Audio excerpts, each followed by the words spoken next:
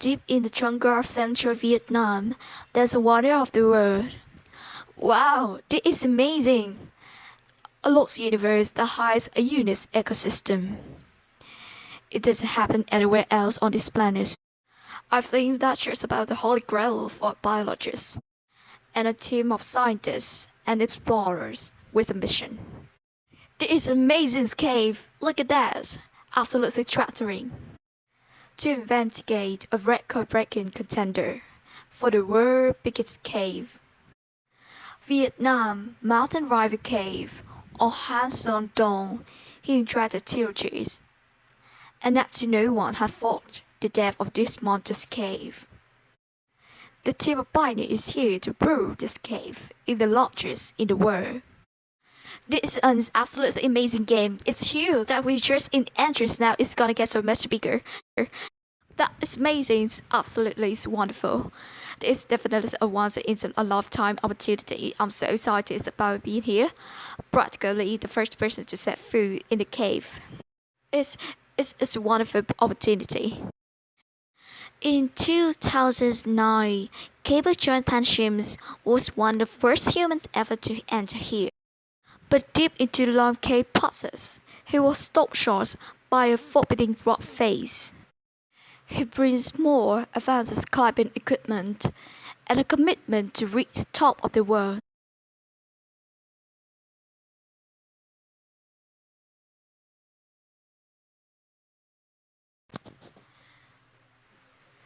The expedition begins with a dangerous 328-foot rappel into the first massive cavern. British carpet Howard Lindbergh had led 12 expeditions to the Vietnam limestone caves. This year's expeditions into Mountain River Caves is especially dangerous because it's so remote. Anybody can fall and twist their ankle, break their ankle. That could happen, and if later on, that we got rescue on her hands. German zoologists and dispatchers its answers to enter the units and the crowd were within. Scientist opportunity and a caving opportunity as well at the same time. It's fabulous. Delaware Rangers is here to unravel the mystery of Mountain River Cave. He's an expert in cave geology. If this is the world's biggest cave, he wants to know how it's grew to such record-breaking size.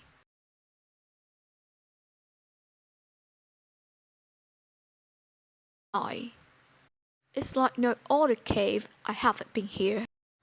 Southeast Asia is famous for its limestone geology dating back 450 million years. Menalot Cave, Little Vietnam. But here within Cat Bang National Park, Mountain River Cave is certainly the giant among caves. In the 2009 expedition, Lindbergh and his team were only able to fully explore the first section of the cave. But the fabrics they estimate to be about 500 feet wide and about 650 feet high. That's over 3 times the height of Niagara Falls. DFK is Sarawak, Malaysia, currently hold the title World Biggest Cave. From what they saw last time, Lindbergh teams is convinced this cave may be biggest. Getting out of the cave is some sort of order. To claim the world record, they need hard evidence. All this on nations, that's why we got to survey, to find how big it is, whether it is the biggest cave in the world. We have got to do serious survey here for survey. It's really hard working.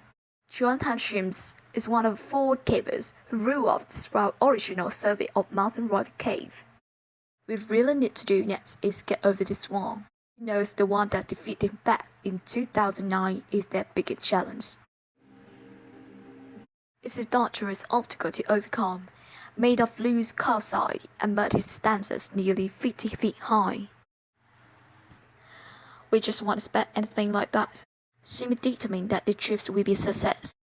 He won't fail twice. They can climb Forbidden One. He convinced that the animal cave continues on.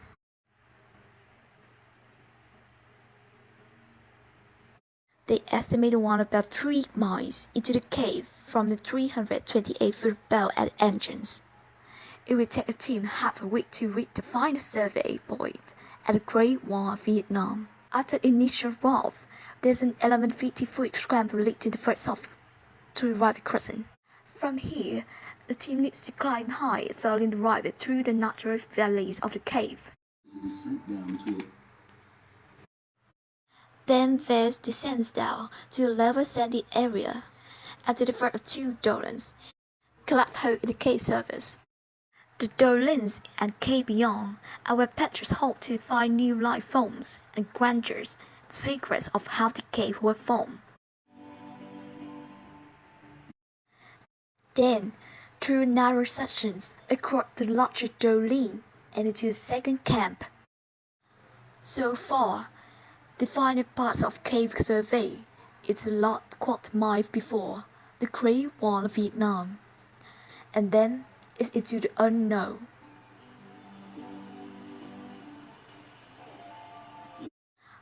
Lindbergh's skating team has been exploring Vietnam caves since 1990. They picked the Gap Massif for a very good reason. It's a huge limestone area with lots of water, ideal ingredient for cave formation. No limestone, the rivers are trapped within the walls of non-sealable rocks, which hold the water in. But when it's the final access, the results can be spectacular. The volume and power of the water help create the gigantic cave. At the monsoon climates, with heavy downpours filling the many river heads, and the chains of water coming out of the colossal cave are even greater. So far, they've discovered 62 miles of caves, but not as big as this. There's the best additional factors must be at work here. The team needs to navigate difficult broken terrain to reach the first camp. Then nearly a total of a mile into the cave with 60 feet to go. Before reaching a powerful river, this runs like a main artery through the first part of the cave, at its lowest 353 cubic feet of water polluted by this point every second. It's called this enormous cave, and the team will have to navigate it twice. Lindbergh leads the way. Some evidence of a bit of water comes through here at times. Slip it on these. I can see the river. Wow, look at this. This is river coffee. Determined to move forward, they must cross the deep, threatening underground river. Determined to move forward, they must cross the deep, threatening underground river. The water flows quite quickly.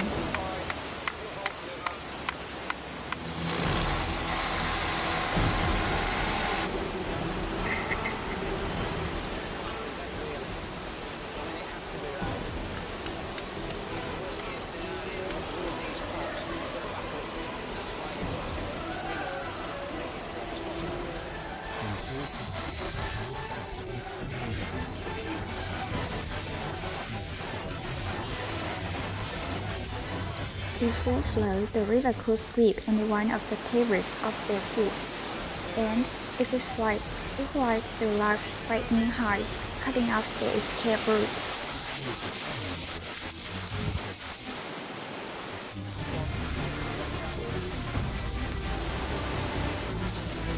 Lindbergh shows the timing of the expedition very carefully.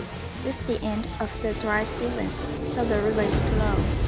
But any unexpected tropical downpour will cause the river to rise dramatically in 12 hours. Let's do it. My guys, we can start crossing.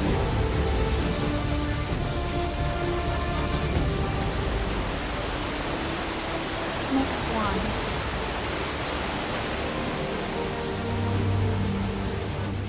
The most important thing is that you don't allow the river to sweep you away because there's a lot of rapids just down there. And we're not really quite sure that what's in the river beyond that because we haven't seen it on the way and there could be all sorts of very sharp rocks and all kinds of things. And the last thing you want is to get swept down the river because it could be a serious injury or even life-threatening. I'm actually quite nervous about river crossing because I'm quite slight build and I've been in flooding caves before. When you put your hands on something, your legs just get swept away from underneath you and you can't get back down to get footing. It's really dangerous. I will put a rock here, hold it tight.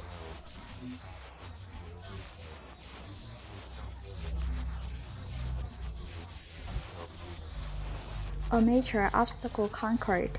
Darrow Granger can now start to really look around. You can see big formation, big stalagmites over there. See that? This is an amazing cave. He came down those big slopes. We come through the rocks and we finally made it down to the river level. So now we can set up camp here. We can start thinking about what we want to do the next. In this cave, the Titanic cave is there to explore. What is it that makes a cave so big? There's a lot of stories that we can learn from this cave. To claim the world record, Mountain River Cave needs to be consistently higher, wider, and longer than the current title holder, Lear Cave in Sarawak, Malaysia. When you're talking about largest caves in the world, there's no doubt there are some very long caves, and if you went on pure volume, many caves are bigger than this cave on pure volume. With pure dimensions of a whole single passage like this, that continues for 5 kilometers, is pretty unique in the world. Mountain River Cave runs in an unusually straight line from north to south without any deviation, so let's get started, okay? Granger believes the water in the oldest section of the cave could offer an explanation as to why this cave is so enormous. Highly erosive, extremely acidic water rushing over pure limestone may be the answer. To confirm his theory, Granger needs to draw a sample. Okay, so right now I'm taking a pH measurement. I have a pH right here. We have to leave it in the water for a little while to equilibrate. It will tell us the pH of this water.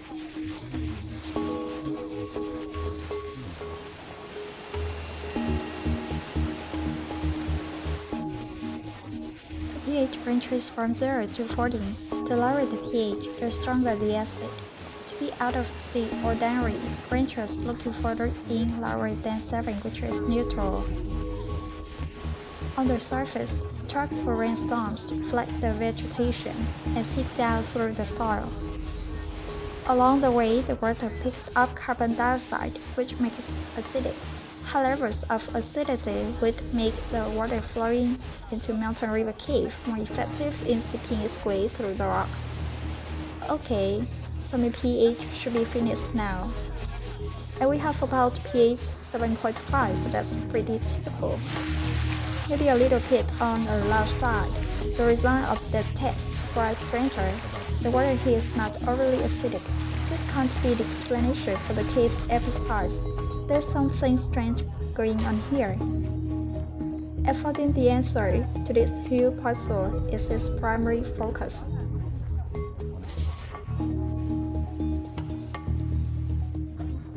Granger needs to dig deeper. The explanation could lie in the river's efficiency at eroding the limestone. To test this theory, he measures how much dissolved calcium carbonate there is in the water. This will tell him how much rocks erodes daily.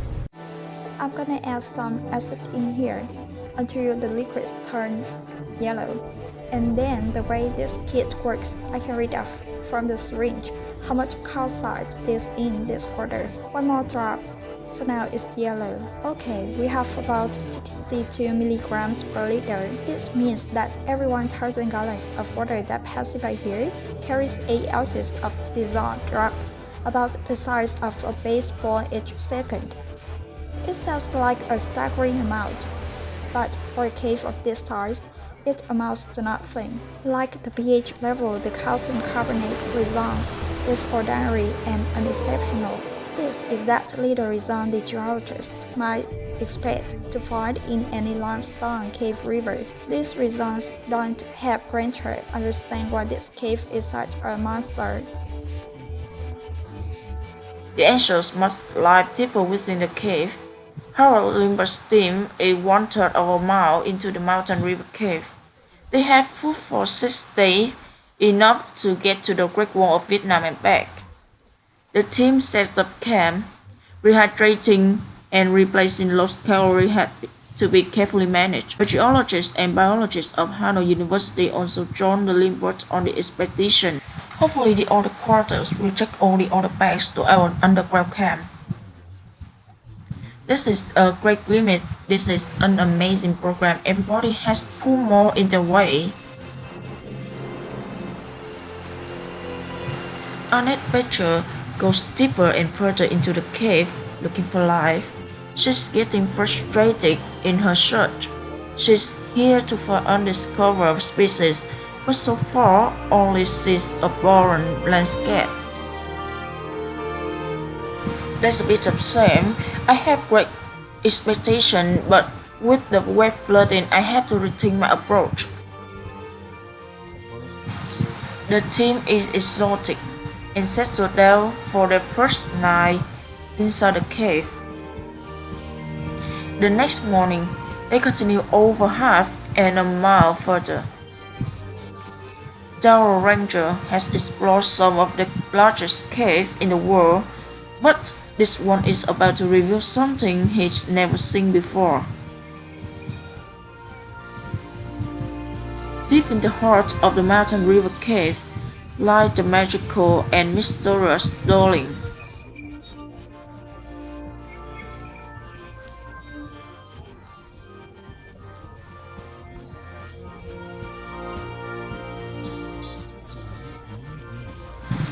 Here, the key roof has collapsed inward, allowing sunlight to flood in, connecting above and below ground with the vital ingredient of life: water and light.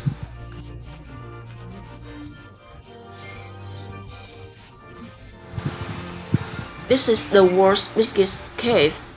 The rest of the stuff is building up to it. That's amazing. That's 1.5 kilometers away. That is huge.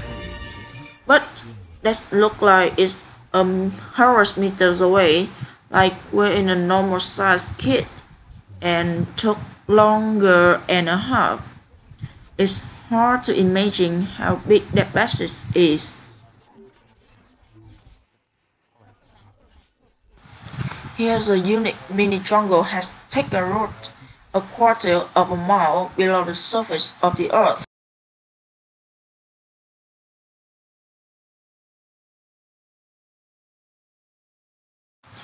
The jungle, basically in the middle of a cave, is one of the most beautiful sights.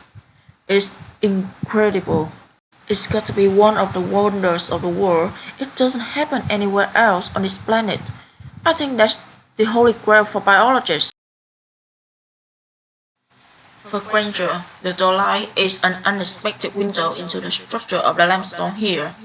It's also a view of the mountain river cave, like Achilles' heel. This is a good example of a special type of dwelling. This is a collapsed dwelling, so that happens when you have a cave passage and then the surface collapses into that cave, and it happened here because we have really thin backs. You can sort of see them on the backside of the loft, and they're just not strong enough to hold up this cave roof. At some points in the cave beds, the river ate away at the cave roof where the limestone beds are thinner. The river damaged the silent rock so much that eventually the rock collapsed. This collapse is known as cantilever failure.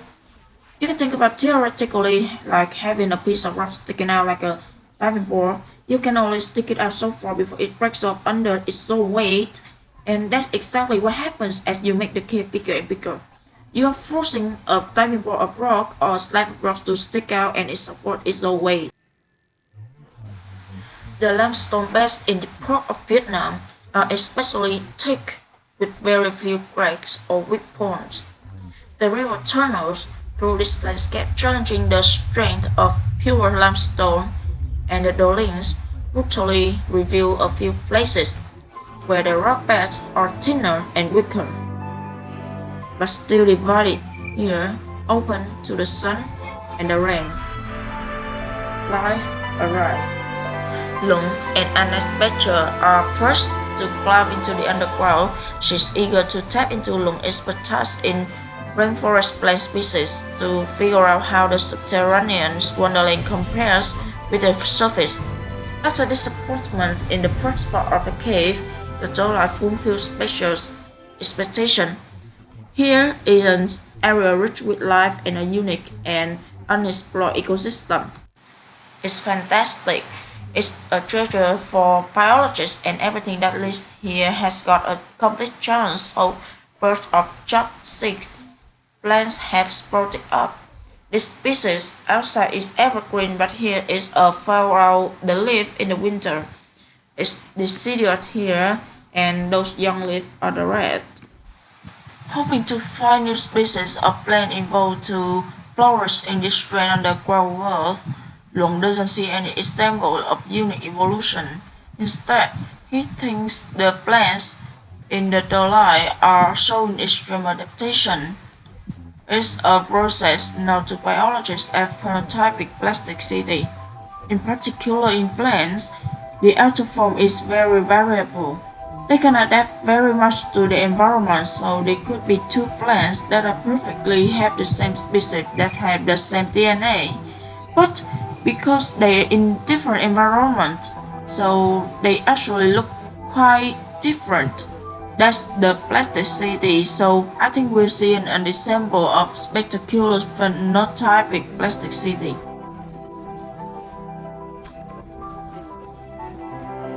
Unique adaptations appear throughout the domain in the tropic trees that are usually evergreen due to the absence of seasons, but down here they are deserts with spare foliage and major chondrug.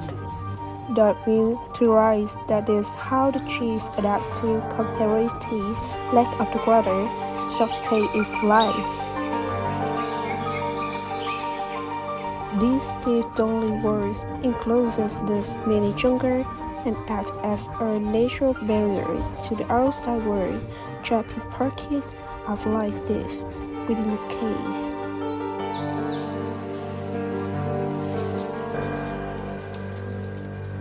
But looks for sorrow taken up to lay some surface chaff. Alcohol will preserve any creature that venturing.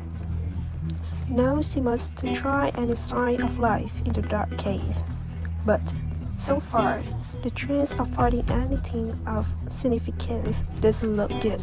Could the acidic water that creates this cave also destroying all life within? In the wide active part of Mountain River Cave, Darren Rangers discovered a clue as to why the apparently very ordinary water here was called out such an extraordinary cave. He's got a hunch that his fish of water and pig float could be the cave factor. Here where we see little skeletons that carrying the word, they dissolving the word by water as it passes. He expects to find evidence that the water runs through here at a great speed. Faster the water goes by, the smaller the scalars. So if we big giant scalars, they can be, up to the meter across the very slowly moving water. Here they're about size an inch across, couple of centimeters across. From the side of the scalar, Granger can also feature what knows at the Raynaud number, the crucial measurement that tell him how to balance the water is. Like the acidity test earlier, the findings here are very average and often no clue as to why this cake grew so big. He calculated that The water here travels at only 3 meters per hour, a total ordinary velocity for any river. Although Granger Stroud blamed on his crash, he might still be able to have Roger on hers. He considered the chronology of the cave life. I think what happened is the first non-light clashes, and it's attacked like a big dam. Okay, right? In the cave, right? We passes the dolly, and suddenly everything breaks.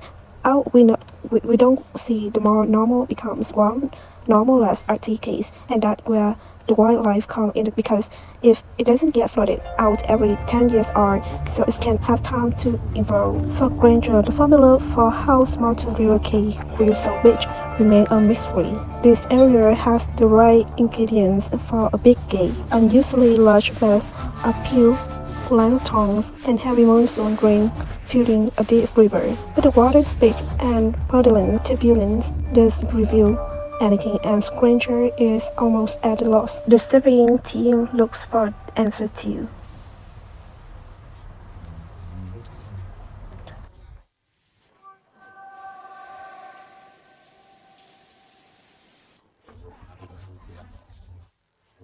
That's probably 500 meters ago. So if we even pursue the cave and you get to end of a cave of explorations for there, we often get a big eye just to see if it's still continuing, and we know it can turn around and come back to another successful push the next day. Perfect to Jonathan.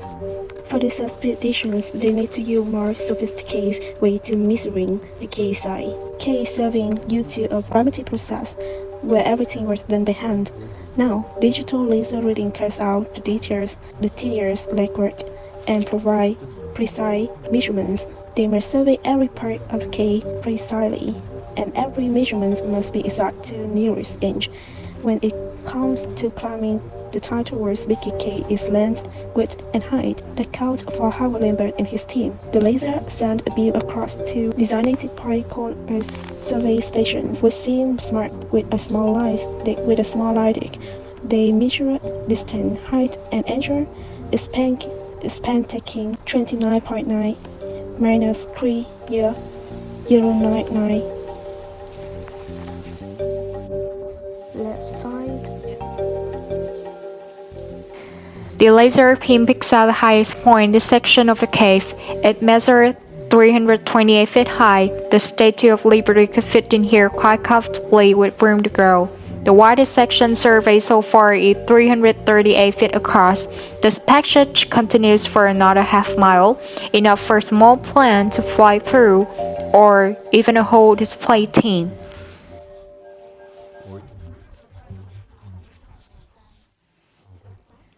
Very good, so go back to my section and we'll get some light straight down there. Okay, can you try your tag? Lindbergh believed this cave is consistently longer and wider than Deer Cave, but he needs to find the highest area. Just alphabet Jonathan lies up, they're now over 2.5 miles in, and Deer Cave still hold the title of the world's biggest cave. Hope lies beyond the wall, but they have just 3 days left to survey, and there's a problem mounting while the dull and bring light. They also allow weather from the above to seep down into the cave.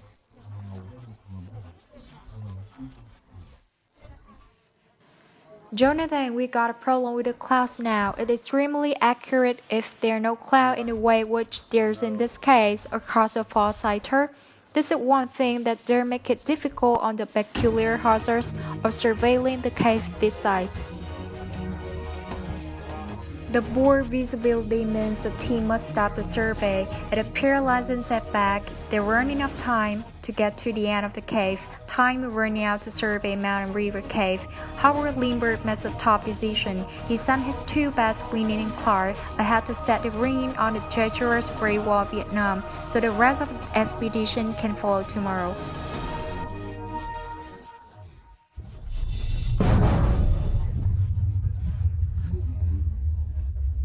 If they can't scale it, they may not finish the survey, and we never know just how big this cave really is.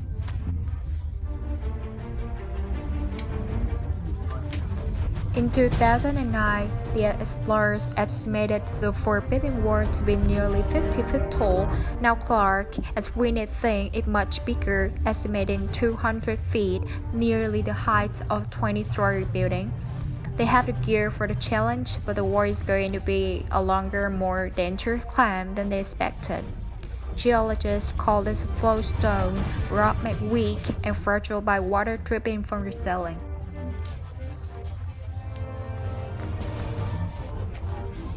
The first 15, it does, which looks very good. This wall could be the mission downfall. That is more than gravel, is that?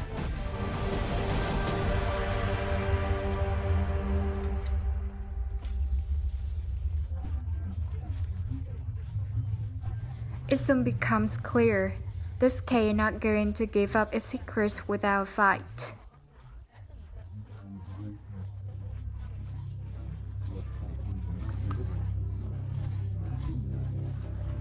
Screen clock have been building it up to this for over a year. It's something that they are particularly interested. It is climbing and climb the wall, or the climbing and it's very soft mood calcite, and so normal votes will just fall out.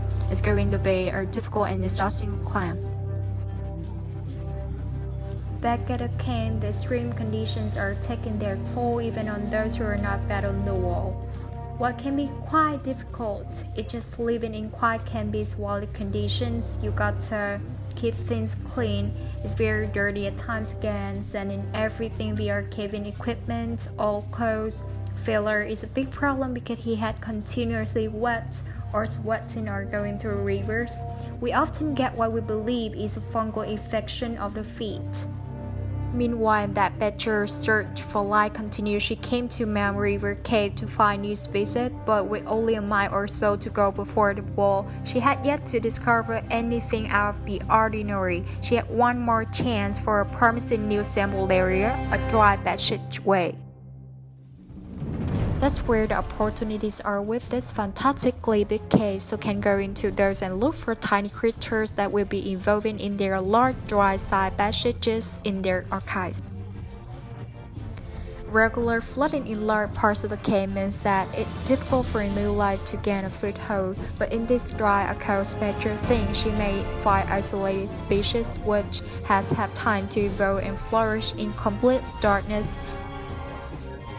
Smaller and more primitive species, they better equipped it to evolve quickly.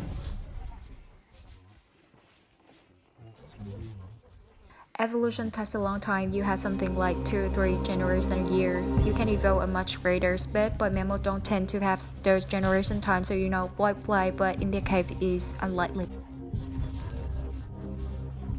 Because of the cave's sheer size, species can easily get cut off from each other in isolation that you believe is possible for weird and wonderful offshoots to evolve.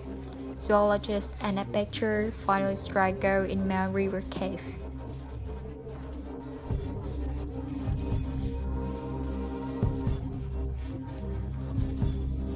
Fertile white woodlouse that at first seen in the cave. On the surface, they would be dark color, purpley dark gray, slate gray, or black. This is not something I expected to find here, so I'm very pleased. Come on, I'm almost 100% certain that this is a new species, and the reason being to have new species, you need isolation. Geographical isolation. Well, this is a pretty isolated place. They look different. They're nothing nearby that I've been seen in got to pigmentation. It would loud, alright, but it will be a new species of wood loud, but it will be specific to Hang Shandong. It's all but as good as it gets. It's a fantastic discovery for Betcher, a species that had adapted to its environment and survived the great floods of water that helped create this cave. There are absolutely no chance that anybody ever seen these creatures before, and that what is really excites me as a wonderful discovery. The woodlouse is a clear sign for Betcher to what's happening here. In the cave, the key to adaptation is being able to keep up with the ever-changing environment, and the organisms that most successfully adjust to the prevailing conditions have a better chance of survival. When I set off, I had actually very low expectations, so finding the white wood lies much better than expected. I'm very excited about it. Woodlouse evolutionary path has enabled them to survive and prosper in an environment never seen anywhere else. I would expect UK spaces probably to be pigmentless or looking white to us and be plied. I don't think that wood light without are plied. They seem to have rudimentary eyes and they can certainly sunlight. So they are adapted to the cave environment. They just haven't gone the full way yet. So there's room for them to evolve more, and the next step would probably for them to lose their eyesight. A once-in-a-lifetime breakthrough that discovers new life within a domain, a breakthrough and evolution attributed to the awesome scale of this lost world.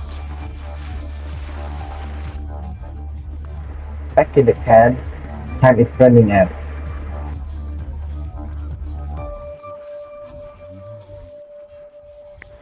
While Sweeney and Clark continue their battle to secure breaking on the wall and ready it for the rest of the team.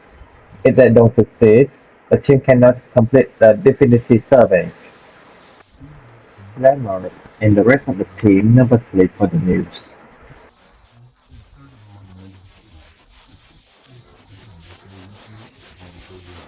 As the time being short, every ranger is convinced it's need to cracking the logical puzzle of why this case is so large.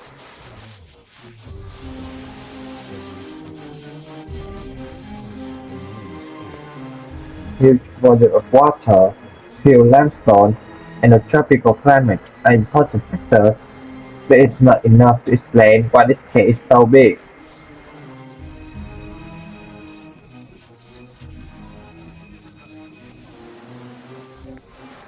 In a bid for answer, he returns to his map in the region.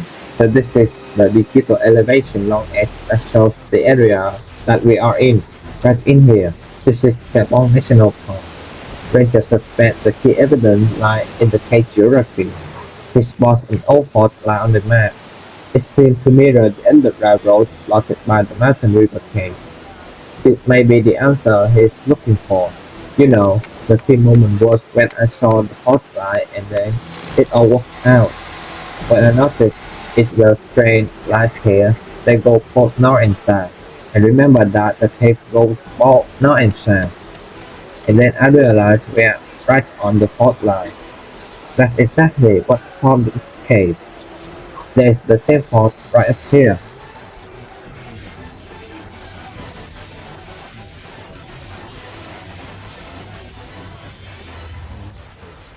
Once the river ran where the cave is today, there was a deep vertical crack in the earth's crust, a fault. Eventually, the river water eroded the limestone and went deep underground. Once the water filled the fault line and found a way out, the river began to erode the rock along the crack and a gigantic cave was born. Another key factor, the fault was narrow. When water started caving two caves million years ago, the narrow shape of the fault strengthens the cave. The reason the cave falls apart and the reason it breaks down is often because they get too wide and the limestone roof could not support the length of the cave for a long time. This is also a geological restriction to the cave width, reducing the possible risk of collapse and allowing the cave to continue growing in a straight line. The fault line is very vertical, and this has also influenced the cave's development and has turned it to probably the largest cave in the world, and that's because the wall is absolutely vertical.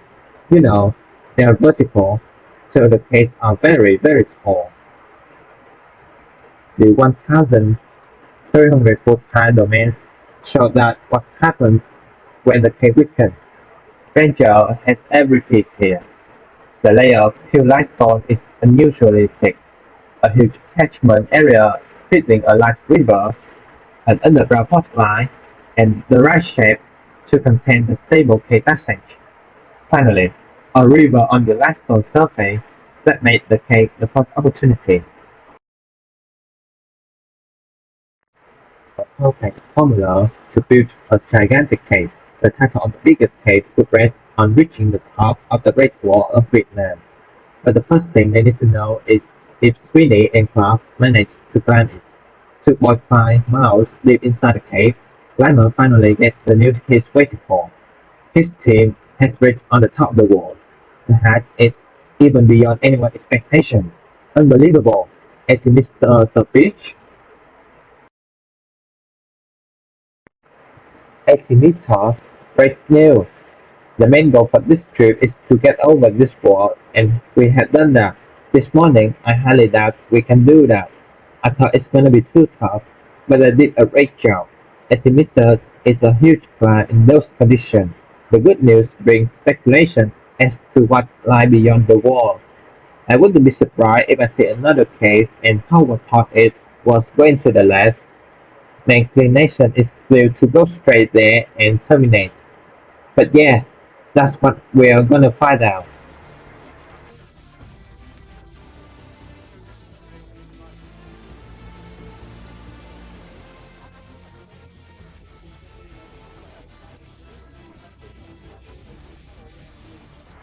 Now, a final challenge awaits Lima and his team is to join Sweeney and Clark at the Great Wall of Vietnam. It took almost 2 days for everyone to get up there. It is a very fragile rock, so you need to be very, very careful. They have done a great job. The rated thing was one of the relief which best indicates how serious this plan has been. He was standing up there and we were looking down. It was absolutely tremendous. The team finally arrived at the wall. It towers above them. This is what they have been working for, their ultimate destination.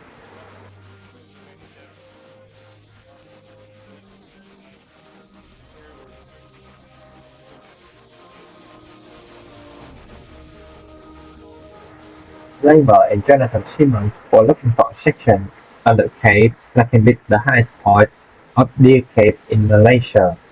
They haven't found it yet, and if they couldn't go up the wall, they wouldn't know how tall the cave really is. It was really, really dangerous, so I had to be very careful when climbing on the wall. It's only for experienced cave explorers. Lamer made a difficult decision. Only the surveying team will go up the wall. It was too dangerous for Ranger and the field crew to follow. That's it. We will climb up and push into the unknown, as they say. Who went up first then? Sweeney.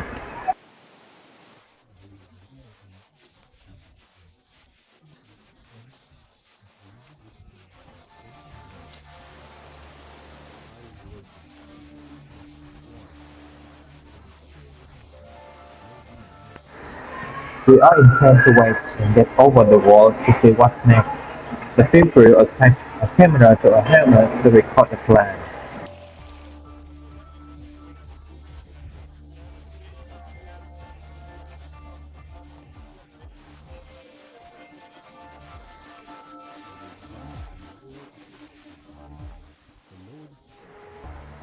We can only watch. Lambert leads the team up on the final stage of the journey. It was all the team effort. I mean, it's not just some people climbing up there. This is what we have planned in a year. It's the reparation, the supporters, everything, which gives the chance to some people to do something like reach to the end. Cave explorers attack the Red Wall. Absolutely fantastic, beyond imagination. And is there anything else? Look at that. They had succeeded in the most difficult part of the expedition, the Great Wall of Vietnam. This huge hollow stone near the height of 25-story building was finally conquered, but the excitement was quickly followed by the disappointment. Its rangers suspected Martin River Cave ends here. An exit to jungle lies 984 feet beyond the wall. With no more caves to research, the team gathers the final measurements from the top of the wall to the ceiling. The highest point of the cave in Malaysia is 574 feet. They justify 264 of the walls and can now calculate the height from the whole passage. 55.8 teams with the final measurements. 1.88 is very, very big. In the end, they got what they were waiting for. 96.4, 96.4. That's unbelievable. Our measurement methods have shown that Martin River Cave is the biggest cave with the passage still higher, wider, and essentially longer than the other caves in the world. This is a fabulous cave, really satisfying ourselves. We had a really great time. It is just a mind-blowing experience for me. And I feel very fortunate to have been invited on this trip to see the largest cave in the world with my own eye and try to figure out the size of the cave. I feel it is a fortunate privilege to be on this trip with Howard and his team.